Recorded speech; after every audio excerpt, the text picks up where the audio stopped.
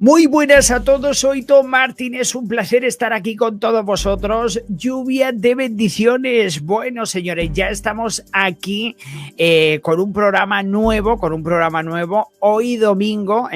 Saludos a todos los miembros, a toda esa membresía, que bueno, que gracias a vosotros es posible pues hacer este programa con vuestra colaboración, gracias a vuestra confianza en la membresía. Y bueno, pues hoy traigo un programa especial, que la verdad que voy a intentar explicarlo lo más sencillamente posible, pero hay muchas fechas y bueno, pues voy a intentar pues aclararos todas las dudas sobre esa Ucrania postsoviética, o sea, ya cuando Ucrania se hizo independiente, cuando Ucrania pues entró en esa independencia, que a pesar de que la URSS se separó oficialmente en 1991, Ucrania ya se estuvo preparando, o sea, se empezaron a hacer los primeros movimientos a partir de 1990, ¿vale? Entonces, en enero de 1990 es cuando comienza ya la ruptura por parte de Ucrania de una forma pues sigilosa, pues una ruptura con la Unión Soviética, que estaba ya, vamos, tremendamente mal. La URSS estaba ya en sus últimos días y bueno, pues yo creo que pues debido a la situación económica en la que se encontraba la URSS, había mucho descontento por todos los países de la Unión Soviética. Y bueno, pues yo creo que esa mala situación económica lo que incitó o empujó pues a todos los países soviéticos a buscar la disolución, porque se dieron cuenta de que el barco no se podía mantener a flote.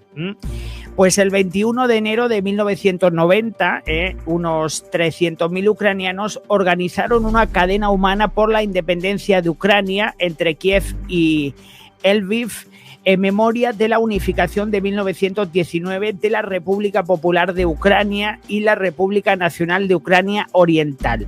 Los ciudadanos salieron a las calles cogidos de la mano en apoyo a la unidad. O sea, el pistoletazo de salida comenzaba el 21 de enero de 1990, que fue cuando ya los ucranianos comenzaron a tomar conciencia de que, bueno, de que querían tomar su camino de una forma independiente. Y bueno, pues ya en marzo de ese mismo año el Partido Comunista perdió su protagonismo, o sea, ya veíamos cómo el comunismo iba cayendo. Y ya pues en marzo de 1990, que todavía seguía la URSS, o sea, la URSS cayó en 1991, o sea, en 1990 ya empezó ese declive ya que ya no se podía sujetar. Y bueno, pues surgió el pluralismo político y el multipartidismo y se llevaron a cabo las primeras elecciones en la Rada Suprema. Cuando os hable de la Rada, es el Parlamento, ¿vale? La Rada así lo llaman, es el Parlamento ucraniano. Y bueno, pues el Partido Republicano Ucraniano de Lukyanenko se convierte en el primer partido político ucraniano. O sea que ya comienzan esas independencias. El 21 de enero de 1990 fue el pistoletazo de salida. En marzo de ese mismo año, pues ya hay ya partidos políticos ucranianos, por lo tanto ya van empujando al comunismo hacia afuera.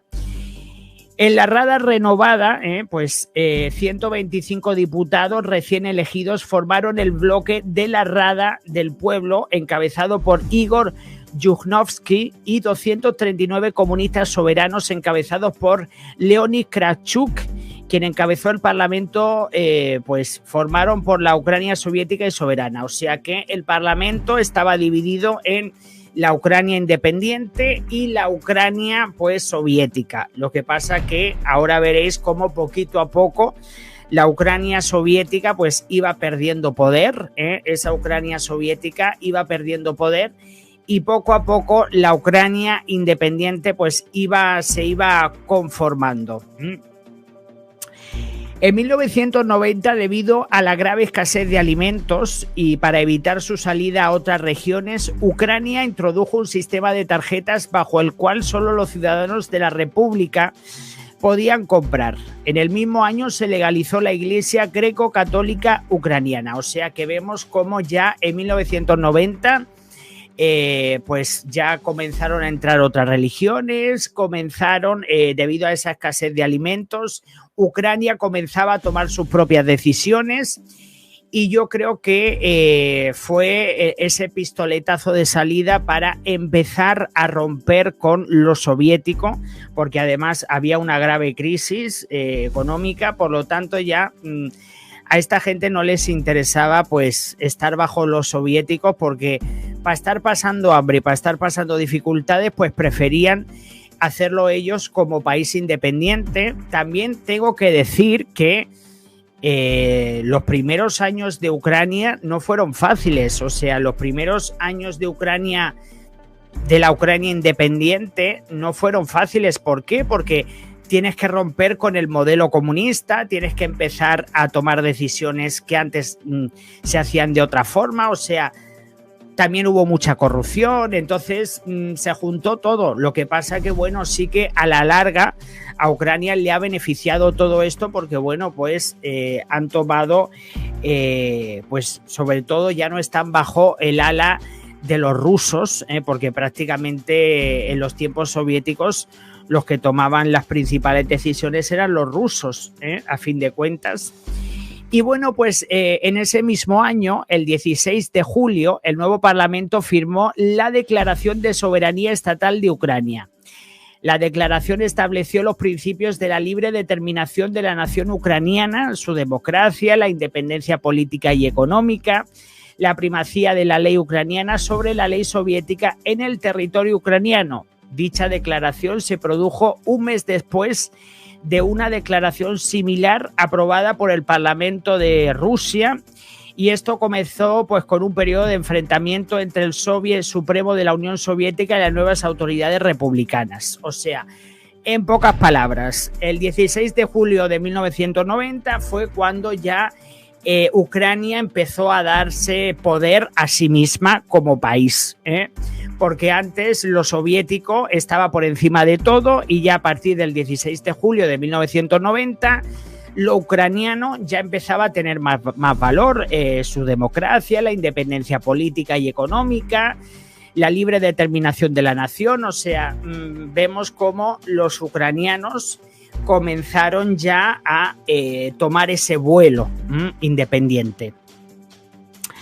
Y bueno, pues tras el referéndum sobre el estatus político de Ucrania dentro de la URSS, el 17 de marzo de 1991, los ánimos por la independencia de Ucrania fueron creciendo, al igual que el resto de las repúblicas soviéticas. Evidentemente, conforme cada país soviético iba tomando decisiones que iban alejándose de lo soviético, pues se iban animando los unos a los otros para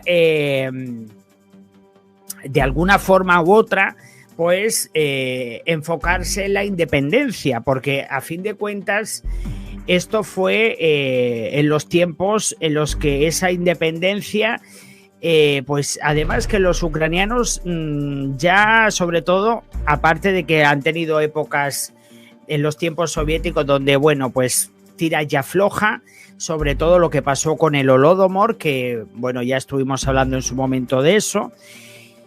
Pero ya se veía que Ucrania no tenía ya nada que hacer con el resto de la URSS y bueno, pues empezaron a volar.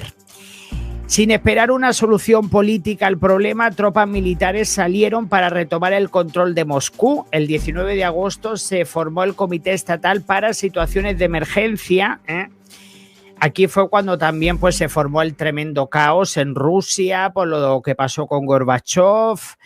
Gorbachov fue encarcelado y las tropas fueron retiradas de las calles de Moscú, pero el líder ruso Boris Yeltsin sacó a la gente a las calles y el 21 de agosto cayó el Comité Estatal para Situaciones de Emergencia y el Partido Comunista fue prohibido en Rusia. O sea que En 1991, el 21 de agosto de 1991, pues se declaró al Partido Comunista como pues que fue prohibido, y ya de alguna forma u otra, pues en 1991 fue ya todo seguidito para ya pues la desintegración de la URSS.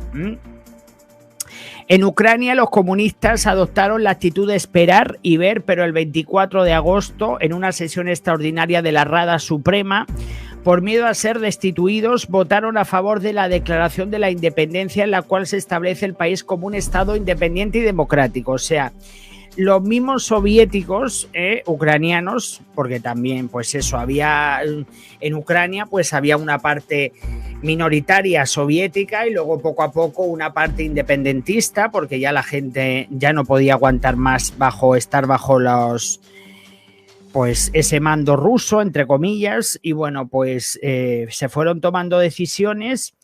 Y en este caso, pues el 24 de agosto, pues la Rada, el Parlamento ucraniano, pues votaron a favor de la declaración de la independencia, y entonces ya se establecía Ucrania como país de Estado independiente y democrático. Y bueno, yo creo que entre 1990 y 1991, pues la verdad que fue ese despegue. Y luego ya, pues evidentemente los rusos que querían mantener a toda costa, porque evidentemente Rusia fue quien más se aventajó de la URSS, porque ellos prácticamente tomaban las decisiones, el resto de países eran los que eran sometidos, entre comillas, y bueno, pues a esta gente veían que se les hundía el barco y no querían para nada, pues eso. No querían que se disolviera la URSS, pero ya cada uno estaba tomando camino. Y ahora vamos al periodo entre 1991 y el 2004, ¿vale? El 8 de octubre de 1991 el Parlamento aprobó la Ley de la Ciudadanía ucraniana y el 14 de noviembre estableció las fronteras estatales de Ucrania. O sea que ya para finales de 1991 Ucrania ya tenía delimitadas todas sus fronteras. Ucrania ya lo tenía todo ya preparado para su independencia, para sus fronteras. Y bueno, pues en el referéndum de independencia del 1 de diciembre de 1991, el 90,3% de la población votó a favor de la independencia, al mismo tiempo que Leonid Kravchuk fue elegido como primer presidente de Ucrania. Entonces ya vemos cómo con un 90,3% se quería pues esa independencia. Y bueno, pues ya se entró el primer presidente de Ucrania. Voy a tomar un poquito de agua que hace una calor.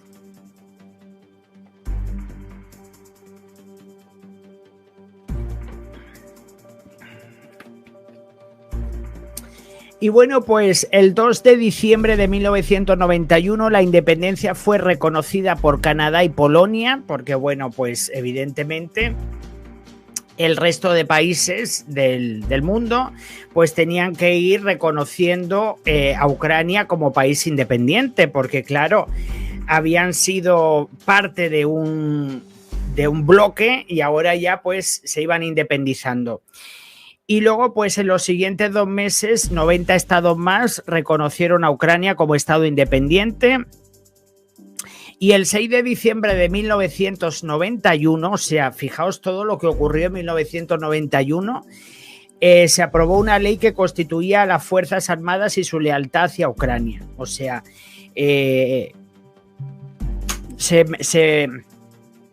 los ucranianos no querían ya estar bajo...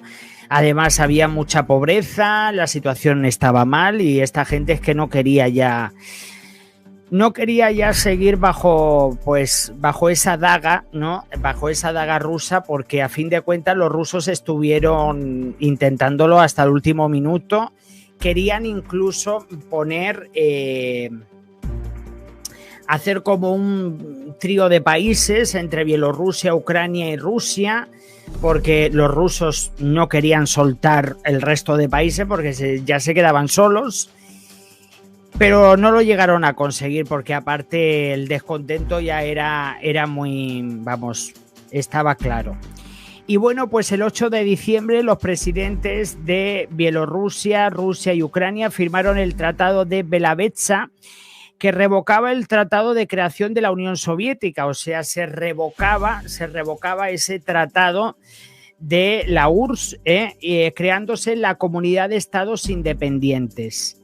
El 21 de diciembre de 1991, por los presidentes de 11 de las 15 repúblicas en la capital de Kazajistán, se firmaba el protocolo de Almatá como parte de la disolución de la URSS. Entonces, bueno, pues ya en diciembre de 1991 ya se disolvió la URSS, cada uno para su casa, y lo que pasa que, claro, quedaban todavía, vamos a ver, esto era como un matrimonio. Entonces, ¿qué pasa? Que cuando tú has estado durante décadas como un bloque, a la hora de separar, era muy complicado, pues hacer una ruptura radical, porque bueno, quedaban muchas cosas en el tintero por disolver, sobre todo el tema armamentístico, que ahora vamos a hablar de lo que pasó con ese tema armamentístico, porque el 5 de diciembre de 1994, en Budapest se creó el Memorándum de Budapest sobre garantías de seguridad, que ofrecía garantías de seguridad por parte de sus signatarios con respecto a la adhesión de Ucrania al Tratado de No Proliferación Nuclear.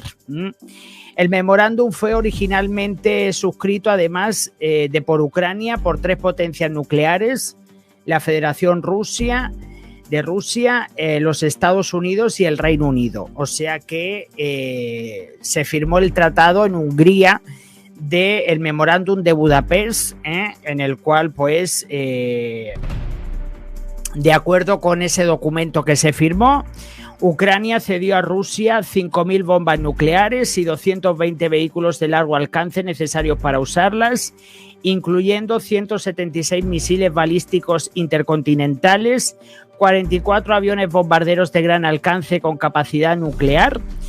Y el 1 de junio de 1996, Ucrania se convirtió en una nación no nuclear y envió la última de las 1.900 ojivas nucleares estratégicas que había heredado de la Unión Soviética, pues se la transfirió a Rusia para su desmantelamiento.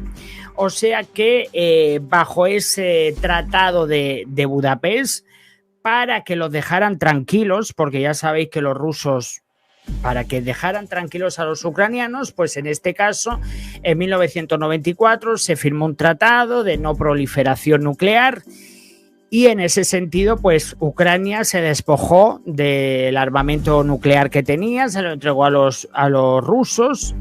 Y yo creo que también fue el mayor error que se cometió,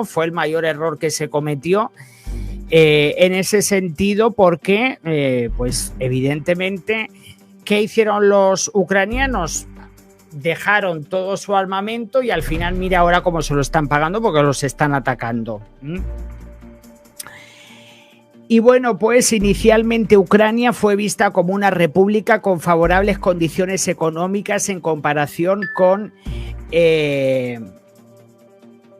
las demás regiones de la Unión Soviética, pero sin embargo el país experimentó una desaceleración económica más profunda que las otras antiguas repúblicas soviéticas. Bueno, vamos a ver, también hay que tener en cuenta, señores, que vamos a ver, los primeros años desde que Ucrania se separó o desde que se desintegró la URSS, hay que entender que había que adaptar al país a un nuevo modelo económico diferente. O sea, independientemente de que a largo plazo Ucrania se benefició del nuevo modelo económico que con la independencia de Ucrania, pero pues hay que cambiar procesos, hay que hacer leyes, hay que hacer muchas cosas. Entonces, claro, pues durante ese proceso de adaptación, de implementación de ese cambio de modelo económico, pues evidentemente esto le perjudicó a Ucrania,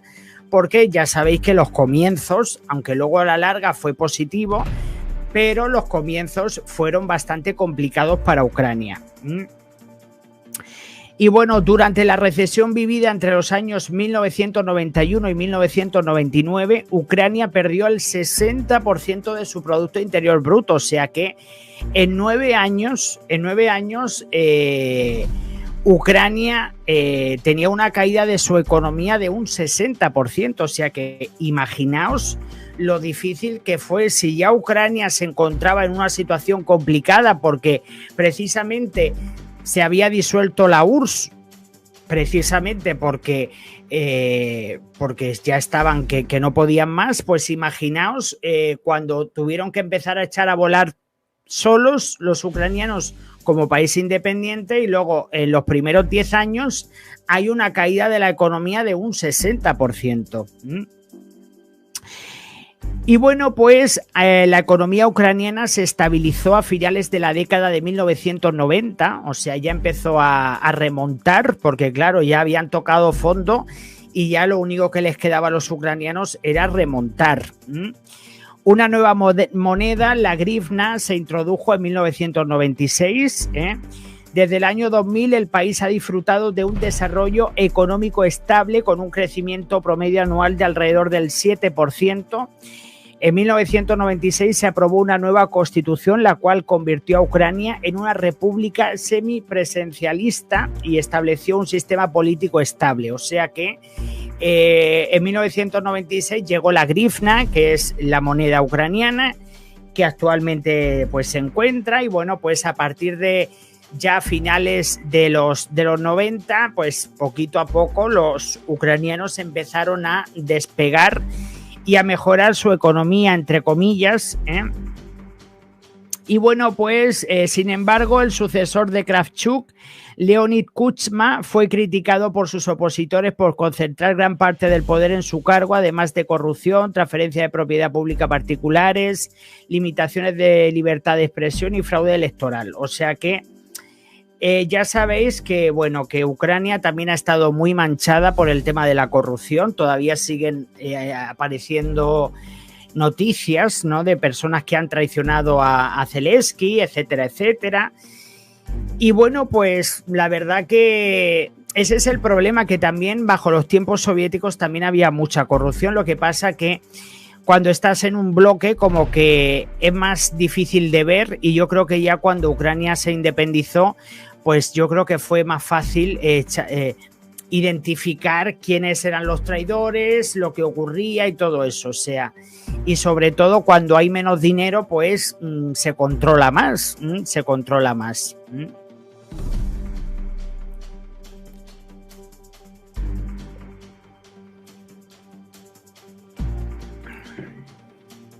Bueno, ahora vamos al bloque de la Revolución Naranja, Ahora vamos al bloque de la Revolución Naranja. La Revolución Naranja ocurrió bajo el mandato de Víctor Yushchenko entre el 2004 y el 2010, ¿vale? Este es el periodo del que vamos a tratar ahora. Bueno, según los resultados de la primera vuelta de las elecciones presidenciales de octubre del 2004, los votos se distribuyeron de la siguiente manera. Víctor Yushchenko consiguió un 39,22%, Víctor Yanukovych, este prorruso, 39,11%, y Oleksandr Morov, 5,82%. Durante la segunda ronda del 21 de noviembre del 2004, se llevaron a cabo numerosas manifestaciones en el sur y en el este a favor de Yanukovych, porque evidentemente este hombre era muy prorruso, Yanukovych, y ya fue sacando la patita, porque ahora lo que os voy a contar, ya a pesar de que luego pues ya sabéis lo que pasó después del Euromaidan con Yanukovych, etcétera, etcétera. Y bueno, pues durante la segunda ronda del 21 de noviembre se llevaron a cabo, pues como os estaba diciendo, numerosas manifestaciones, pues sobre todo por parte de la Ucrania prorrusa, porque había una parte prorrusa ucraniana a favor de Yanukovych, quien finalmente fue declarado oficialmente presidente. Entonces, este hombre se declaró presidente en el 2004, pero las cosas cambiaron. Numerosos partidarios de Yushchenko marcharon en la Plaza de la Independencia en Kiev el mismo día, alegando que se había cometido un fraude electoral y dando comienzo a la Revolución Naranja. O sea, a pesar de que se había puesto a Yanukovych como presidente, bueno, se había nombrado como presidente, el pueblo ucraniano no estaba contento con los resultados y hablaba de un supuesto fraude, de que se le habían engordado los votos a este hombre. Bueno, pues y ahí empezó la Revolución Naranja. Según los resultados del juicio, la Corte Suprema de Ucrania anuló los resultados de la segunda ronda, o sea que la Corte Suprema de Ucrania anuló el segundo proceso electoral y entonces tuvieron que poner un tercer proceso electoral, ya más controlado, etcétera, etcétera, porque bueno, pues quedaba la sombra de supuesto fraude electoral. Y bueno, pues la tercera ronda se anunció para el 26 de diciembre del 2004, en la que ganó Yushchenko con el 51,99% de los votos. O sea que al final Yanukovych no consiguió quedarse en el poder, aunque luego más tarde ya veréis que sí lo consiguió. Y bueno, pues la toma de posesión del nuevo presidente tuvo lugar el 23 de enero del 2005, ya al año siguiente. Como compromiso político, la Rada Suprema en su mayor parte transformó la forma de gobierno del país en una parlamentaria presidencialista. O sea que ya a partir del 2005 ya Ucrania se estaba cada vez más democratizando, porque ya con su presidente, con su parlamento, o sea, era un estado de gobierno democrático, a pesar de que luego, cuando vino Yanukovych, pues tremendo, ¿eh?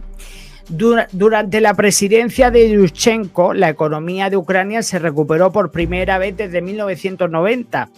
Recibió inversiones de Occidente y se convirtió en miembro de la Organización Mundial del Comercio en el 2008, pero la crisis económica mundial colapsó el Producto Interior Bruto en 1/3 ese año.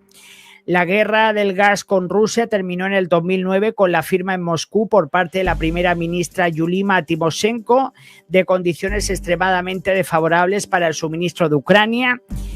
El equipo naranja colapsó y Tymoshenko se unió a la oposición. En las elecciones parlamentarias anticipadas de 2007, el partido de las regiones de Yanukovych obtuvo la mayoría en el Parlamento. O sea, ahí fue ya cuando poco a poco Yanukovych empezó a meter la cabeza, porque este hombre estaba desesperado porque quería imponer un modelo prorruso. Y bueno, pues las cosas cambiaron bastante. Y ahora vamos al mandato de Víctor Yanukovych desde el 2010 hasta el 2014. Las elecciones presidenciales de Ucrania del 2010 se llevaron a cabo, la primera ronda el domingo 17 de enero del 2010 y el balotaje el domingo 7 de febrero para la elección del presidente de Ucrania por los siguientes 5 años, porque ya sabéis que en Ucrania las elecciones se hacen cada 5 años. Y bueno, pues resultó ganador el candidato prorruso Víctor Yanukovych del Partido de las Regiones, superando a la candidata Yulia Tymoshenko, entonces primera ministra de Ucrania. Y bueno, pues 1,1 millón de ciudadanos votaron por la opción en contra de todos, un 4,37% de los votantes. Y bueno, pues los resultados de las elecciones fueron validados por los observadores de la Unión Europea, etcétera, etcétera. Sin embargo, Tymoshenko se negó en reconocer los resultados y presentó una apelación ante la principal corte administrativa ucraniana. El 20 de febrero retiró su apelación, allanando el camino a la toma del poder de Yanukovych, alegando que las acciones de la corte no tenían nada en común con la justicia. El presidente saliente, Víctor Yushchenko, sí felicitó a Yanukovych por su victoria. O sea que ya, pues, aquí ya venía pues todos los problemas, porque ya Yanukovych trajo muchísimos problemas a Ucrania. La verdad que los ucranianos hay muchas personas que piensan que Ucrania después de la... Vamos a ver, los ucranianos se sintieron más libres después de la caída de la URSS, pero han tenido muchísimos problemas porque han habido tremendos casos de corrupción, luego tener que reconstruir el país. Ha sido bastante duro, o sea, el camino para los ucranianos ha sido bastante complicado. Por su parte, Yanukovych, quien asumió la presidencia el 25 de febrero, le pidió la renuncia a Timoshenko con el objetivo de que él pudiese formar su propio gabinete. Ante la negativa de la primera ministra, logró que el Parlamento ucraniano emitiera un voto de censura contra Timoshenko el 3 de marzo. Al día siguiente, Timoshenko renunció. El primer viceprimer ministro, Alexander Turchinov, asumió las funciones del primer ministro hasta que se formase un nuevo gobierno. Y bueno, pues ya sabéis que luego ya fue cuando primero Yanukovych, cuando entró en el poder, empezó a coquetear con la Unión Europea, que sí quería hacer acuerdos con la Unión Europea. Luego también estuvo coqueteando con los rusos hasta que, bueno, Putin consiguió que este hombre se convirtiera cada vez en más prorruso. Y bueno, pues comenzó el Euromaidan. Comenzó el Euromaidan porque los ucranianos se sintieron traicionados por Lukashenko, porque los ucranianos querían tener cercanía con la Unión Europea. Lukashenko rompió los acuerdos que se iban a establecer con la Unión Europea y en el 2013 comenzó el Euromaidan. Y bueno, pues el Euromaidan, tenéis el programa del Euromaidan, luego tenéis, o sea, ese programa ya está. Y bueno, pues en definitiva, todo lo que pasa que hay muchísimas fechas, ocurrieron, estamos hablando de que fueron desde 1990, sobre todo hasta el 2014, 2013, que fue el Euromaidan. Estamos hablando de que en esos, pues estamos hablando 20, 30 años aproximadamente, 2000, 2010, 2014, pues 24 años, o sea, en 24 años se produjeron muchos cambios en Ucrania. Primero, antes de la caída de la URSS, que ya los ucranianos tuvieron que empezar a movilizarse para pedir esa independencia, consiguieron esa independencia. En diciembre de 1991 se disolvió la URSS, la Unión Soviética, y luego pues desde 1991 hacia 1999 los ucranianos tuvieron un declive económico muy importante porque estaban adaptándose a la nueva situación económica. Luego ya a partir de 1990 las cosas mejoraron bastante, pero claro, luego llegó Lukashenko, que entre el 2010 hasta el 2014, que estuvo Lukashenko, pues las cosas fueron a peor. También en noviembre de 2013 comenzó el Euromaidan, y ya a partir del 2013, que vino el tema del Euromaidan, vino la invasión a Crimea, el tema del Donbass a partir del 2014, o sea que imaginaos, y ahora ya estamos en una guerra. O sea que más o menos, ya os digo que luego también Ucrania en 1996 sabéis que puso esa nueva moneda, la grivna, que eso también ayudó bastante a la economía ucraniana y bueno, pues poquito a poco fueron remontando. Y la verdad que Ucrania luego ya de 1999 fue poquito a poco pues sacando un poquito la cabeza. Lo que pasa que claro, Ucrania también ha tenido muchos problemas porque pues han caído también, no digo que los ucranianos sean corruptos para nada, pero sí que se han producido, miren lo que pasó con lo de Lukashenko, porque vamos, no voy a contar todo lo que ocurrió, pero este hombre, vamos, lo dejó todo. Incluso luego cuando este hombre huyó hacia Rusia, huyó hacia Rusia en febrero del 2014. Y luego fue cuando empezaron a salir todo lo que había pasado, etcétera, etcétera. Y cuando vieron pues su casa que parecía un palacio, que de hecho ahora en Ucrania la casa de no estaba, ay, no sé si estoy diciendo Lukashenko, es que es que estoy leyendo Yanukovych, sí. Ay, Mari, me está liando, hija, porque he leído un comentario tuyo y estoy viendo Lukashenko y estoy diciendo Lukashenko, perdonar, es Yanukovych. Perdonar que me habéis liado, Yanukovych no es Lukashenko ni cada uno, no comparéis que no hay nadie que sea igual. Señores, no comparéis porque es que no hay nadie. Un villano es un villano y otro villano es otro villano. O sea, no comparéis porque no son iguales, ¿eh?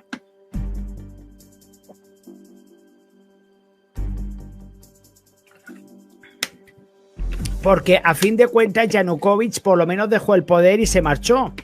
Porque Lukashenko, este hombre lo tenemos ahí en el poder. Por lo tanto, por lo menos Yanukovych se marchó.